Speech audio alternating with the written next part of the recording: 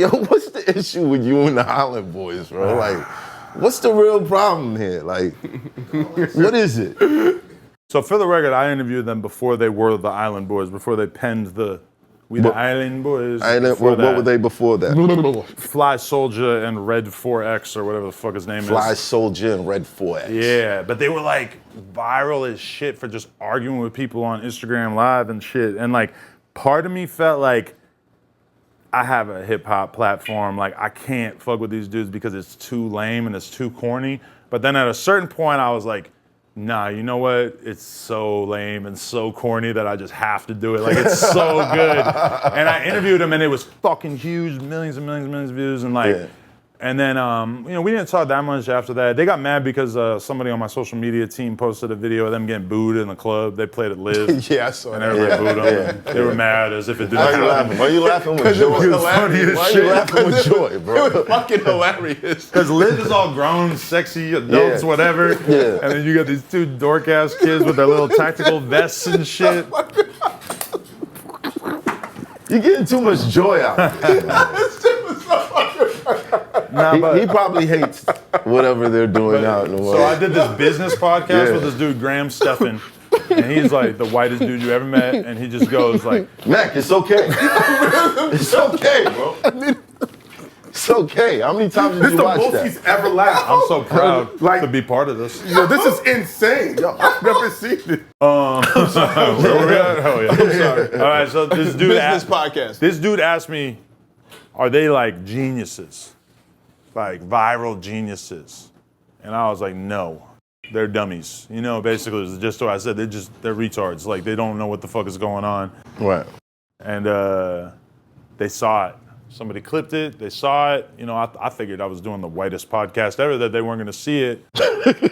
Which I didn't care that they saw it, but like, in retrospect, like, damn, I could have been a little nicer, you know? But I was really talking like it was just me and you know? Like, and they were very upset about it and started threatening me, and I blocked them after a while because it just got kind of ridiculous. Kind of corny. Yeah. But I mean, they're like the least, like, I mean, if I was gonna beef with any rappers on earth, it would probably be them. You would beef with them. If I had to have murderous street beef with anyone, it would be them. Because they're gonna blow it. I don't know what they're gonna do, but they're just not. I don't think so, man. Oh, God. All right, Tekashi. Will you guys ever reconcile?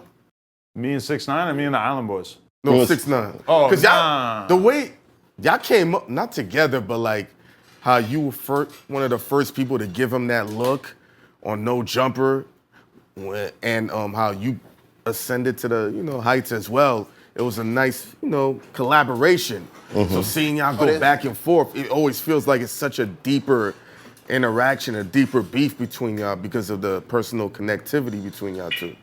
Let me tell you how thirsty 6ix9ine was to get my attention. So I came here back in the day, right, when he was still on Zero. I had some label meetings, whatever, typical New York City tour for somebody out of town, right? And so I went back to one of the label dudes' houses, listening to some records and smoking weed or whatever, and there's this one rapper dude I knew who had been hitting me up nonstop, and he was like, just this like wannabe rapper dude or whatever, and I'm still kind of like really early in the game, so I'm like still kind of having conversations with random ass people in the DMs and shit, and he's like, yo, I got these two bitches who want to fuck you. And I'm like, okay. Like, come slide. Slide through. Sounds like a terrible idea now. I would never do anything. Because, just the danger element of it, it's the setup. And so he shows up and he got this goofy ass dude with bad skin and green hair, right? And it's 6ix9ine, but I never even heard of 6ix9ine at this point because this is like 2015, early 2016 or some shit like that. And so we go back to the hotel and I fuck these girls.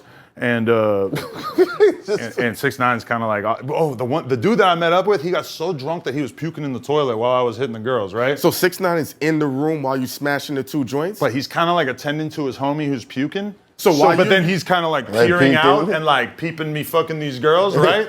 Right. And it's awkward. But there's a vlog from this night if you want to see this happen. It's called, I titled it, Oh What a Night, for the record, and it has like 2 million views now because so many people figured out that this is what happened in this video, right? Right. And so after that, you know, he's got my math and everything, and he's just hitting me over and over. He's trying to do the interview, because at that time, like, if you were an up-and-coming SoundCloud rapper, like now, I could think of a bunch of different platforms that you could go on to get some attention. Right. But it was really like No Jumper was the only one that was doing the type of rapper that he was. Like I was telling you about being over there with Duke and Hell Rel. Right. I remember Hell Rel, it must have been the same trip. I remember Hell Rel saying, what's some shit you like? What's some cool shit that you be listening to? And I put on the 6ix9ine and Trippie Redd song because it was popping off, and that's what made me want to interview him, was that song. And I just remember Hell Rel looking at it with disgust, like, what the fuck is this? And then Shout out to Hell Rel. yeah, and then I did the interview. Yeah. And it was big. But there was one time where I seen him after that, and it was right after the shit came out about him and the girl, the little girl, the 13-year-old or whatever, which, to be totally fair, I felt like he kind of got like a crazy rap for that, when realistically it sounds like he showed up to a video shoot and there was a girl there naked and he didn't know how old she was, and they had her in some video or some shit, which, you know, it's not cool no matter how it happened, but it's like, it's not cool. It didn't really like actually seem that predatory to me once I looked into it, but I seen him like, I swear it was like the day that came out. And you know, like he's a smart guy. Like he could pick up my vibe, and you know, I shake his hand. I just see him at like a random store down the street from my store, and we shake hands, and I'm just like, "How you doing?" Rah, rah. And I was quick with the conversation, and I think he picked up on the vibe that I was like very skeptical of him at that moment, and we never talked again after that. Besides me talking shit about him and him responding, but you know, I don't want to have anything to do with him. I really think he's just like a fundamentally bad guy. And I think that it's such bullshit when people are like, well, he's not a street dude, so him telling us whatever. It's like, bro, you don't need to be a fucking street dude. You know? Like, if we all have guns on us right now and the cops come in and I'm like, nah, he got a gun. I'm not in a gang or nothing, but I'm a bad person if I put it on you. And in particular, if it's like, put it on him so you don't have to take it yourself. Right. I mean, like, you don't need to be a fucking Crip to be able to do that math, that makes him a scumbag, and especially when the consequences are like, no, these dudes went to jail for 15 years. And I see it so much closer too, because like I really think that he made up the thing about Shotty fucking Sarah from the ground up. I think he just made that up, because I don't think they did that. I don't really like see Sarah really wanting to fuck Shotty so bad that she would cheat on her fucking superstar rapper baby daddy to fuck with this dude.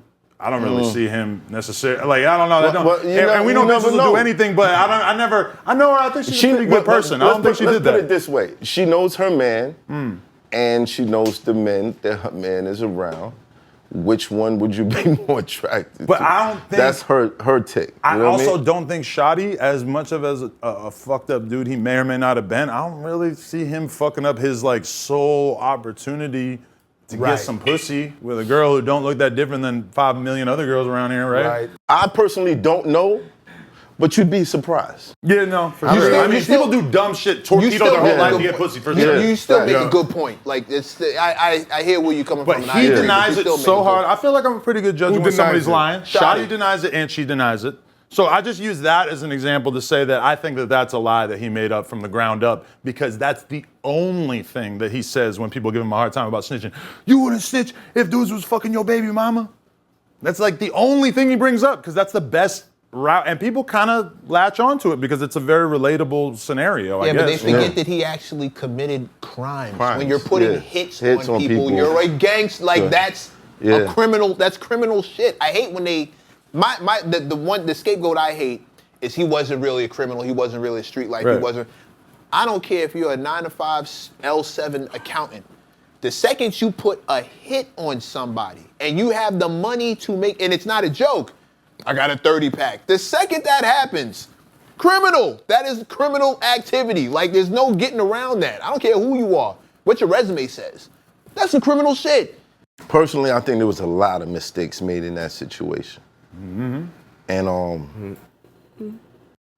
if you really about that life, and I think, you know, some people, they look for a come up so much that you kind of compromise your own morality by the people you associate yourself with. We all see it all the time. Yeah. So, you know.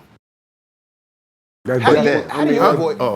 That's definitely what it was. Those, I mean, if you just listen to the story, the narrative, those guys were starving. They were hungry. they had an opportunity with the young boy he was already in the music, you know, he was already doing his thing. They got an opportunity to deal with him, give him a little back, and they was looking to get themselves out of their situation. And it was an unfortunate thing. It's hot for trapper turn smack rapper. Only smack rapper that you know is smack rappers. Got bars I can hang with the backpackers. Trap star, I don't hang with the backpackers. I'm in the hood with the work you heard. Making fiends leave earth you heard. Got your baby mama thirst you heard. Feel the flow, nigga, throw it in reverse. This the wave you need to surf you heard.